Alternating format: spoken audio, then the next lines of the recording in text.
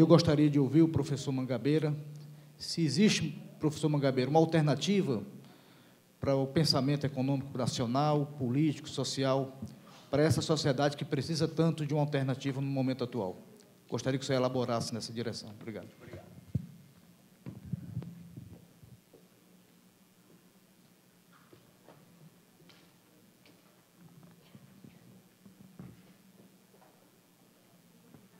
Meus concidadãos, meu tema é a alternativa nacional. Minha tese é que há alternativa capaz de engrandecer o Brasil e os brasileiros. A ideia central da minha argumentação hoje é a ideia da grandeza. A convicção fundamental da democracia é a convicção de que os homens e as mulheres comuns são maiores do que parecem ser. O cerne da nossa civilização, o sonho brasileiro, é consumar o casamento da pujança com a ternura. Para tornar este sonho realidade, nós precisamos fazer o que raramente fizemos na nossa história: inovar nas nossas instituições. Para inovar nas nossas instituições, precisamos enfrentar a nossa maior mazela, o colonialismo mental. De tudo o que falta no Brasil, o que mais nos tem faltado é ideia. Divido a minha argumentação em 4 passos. No primeiro passo, abordo a natureza da crise que vivemos, sobretudo do ponto de vista econômico. No segundo passo, descrevo a natureza da base social que já apareceu no país para uma alternativa ao modelo malogrado. No terceiro passo, a parte decisiva da minha intervenção hoje de manhã, quero esboçar alguns grandes eixos da alternativa necessária e possível. E, por final, no quarto passo, enumerar os obstáculos que temos de superar para construir esta alternativa nacional.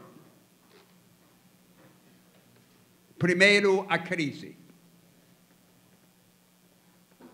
No último período histórico, seguimos uma estratégia de desenvolvimento com 2 bases. A primeira base foi a massificação do consumo, a construção de um mercado de consumo em massa com aumento da renda popular. Foi uma espécie de nacional consumismo. E a segunda base foi a produção e exportação de produtos naturais pouco transformados, as commodities.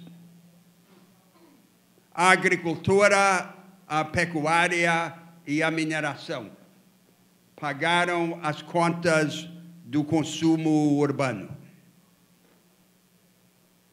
Este modelo se sustentou enquanto o preço das commodities estava no auge e desabou quando os preços caíram decisivamente. Na verdade, essa estratégia de desenvolvimento sempre foi frágil. Foi frágil porque repetia o equívoco tradicional do Brasil em economia, que é apostar na natureza, na riqueza fácil vinda da terra, em vez de apostar na inteligência. Só a inteligência salva. Inclusive a inteligência aplicada à agricultura, à pecuária e à mineração.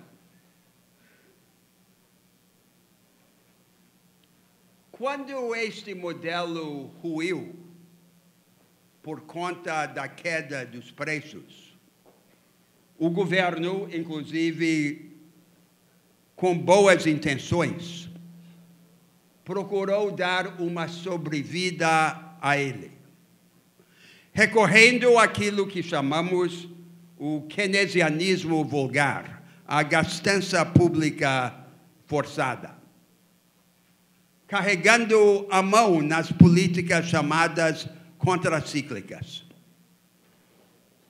E foi isso, inclusive, que deu nas chamadas pedaladas fiscais, que serviram de pretexto para remover a presidente do poder. Subiu, então, ao poder um grupo ilegítimo, que, além de não ter legitimidade, também não tem projeto para o país.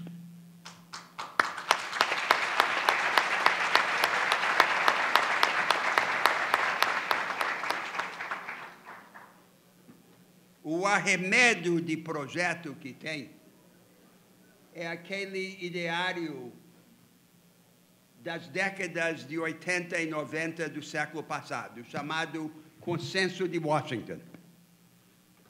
E o cerne deste ideário é o compromisso com pseudo-reformas destinadas a ganhar a confiança dos mercados financeiros, na suposição de que a confiança financeira gera investimento e o investimento crescimento.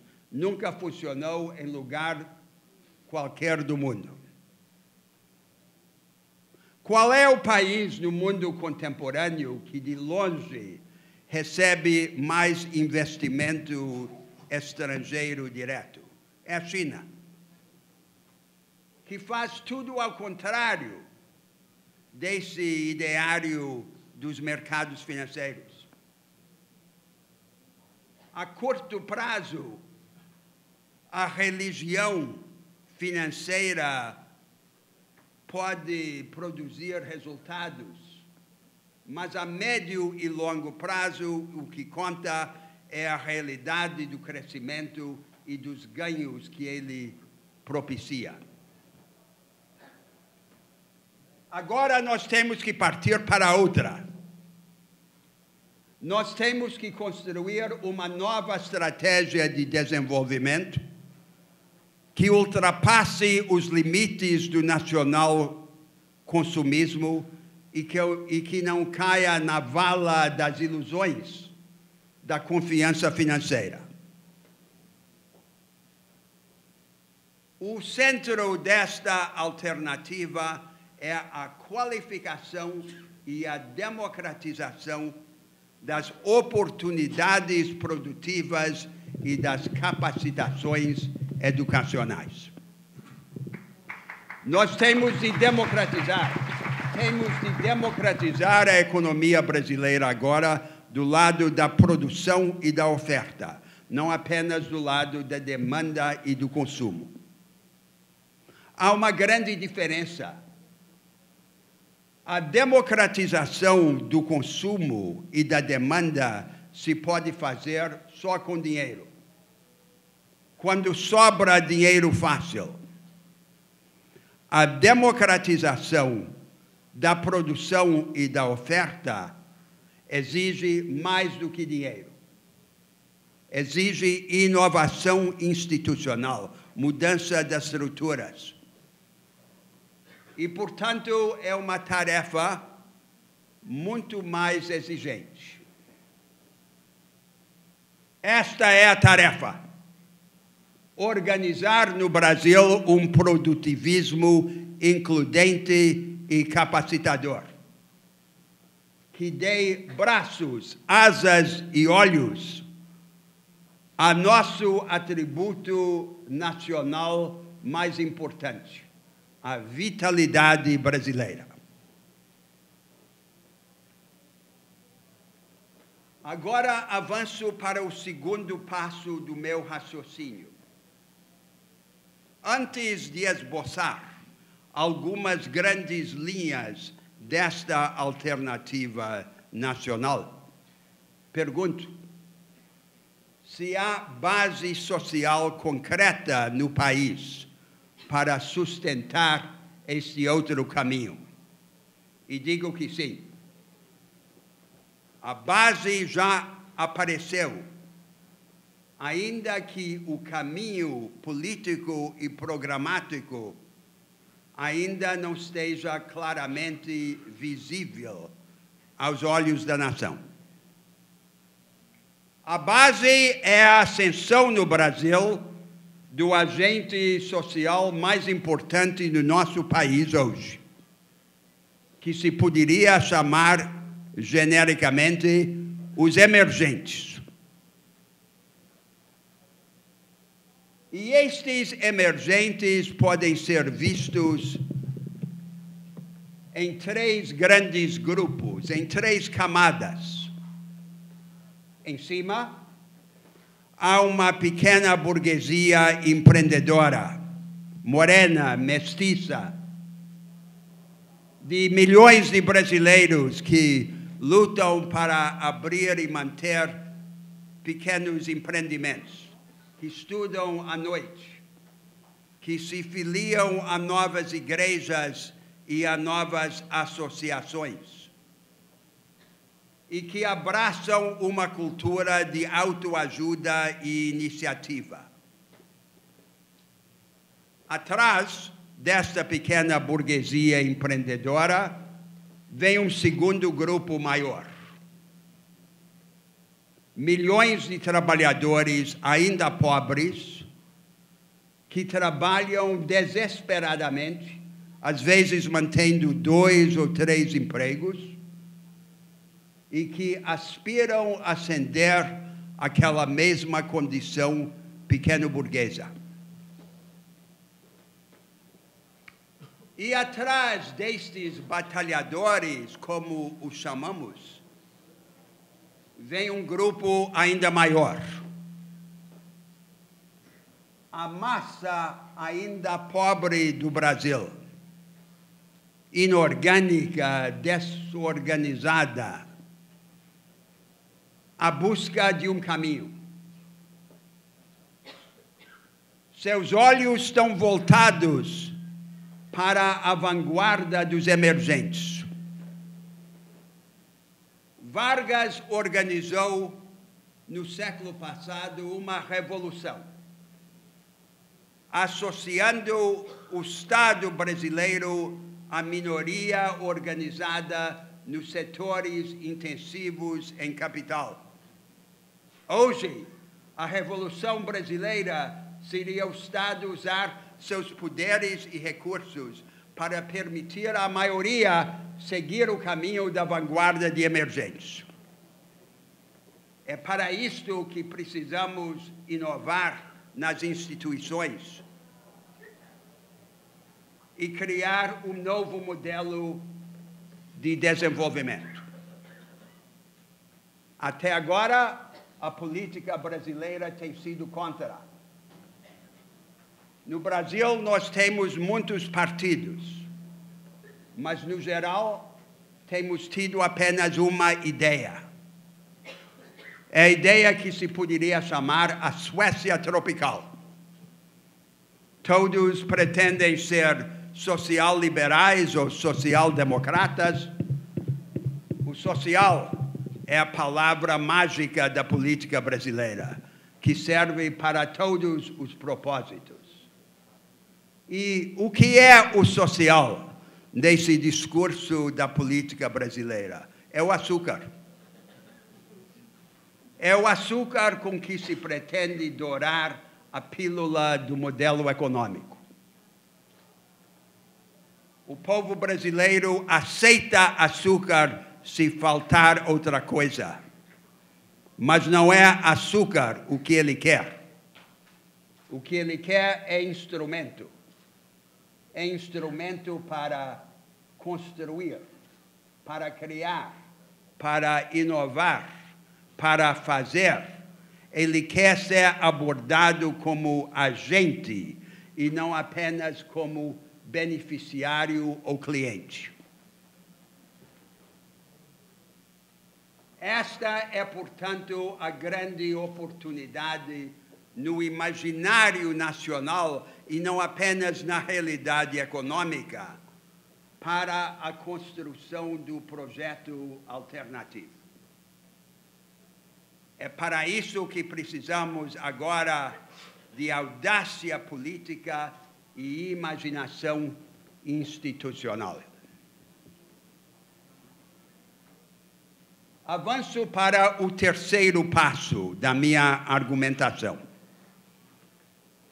O esboço desta alternativa, deste produtivismo includente e capacitador.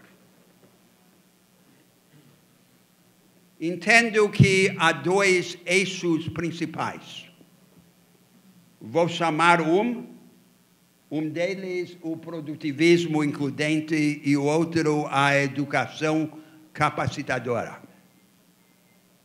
Esses eixos, por sua vez, dependem de algumas grandes condicionantes.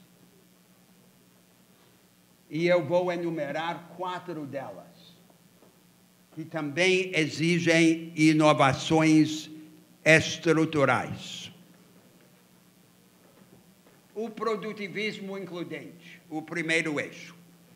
Começo com uma reflexão a respeito da mudança de paradigma produtivo que está ocorrendo no mundo.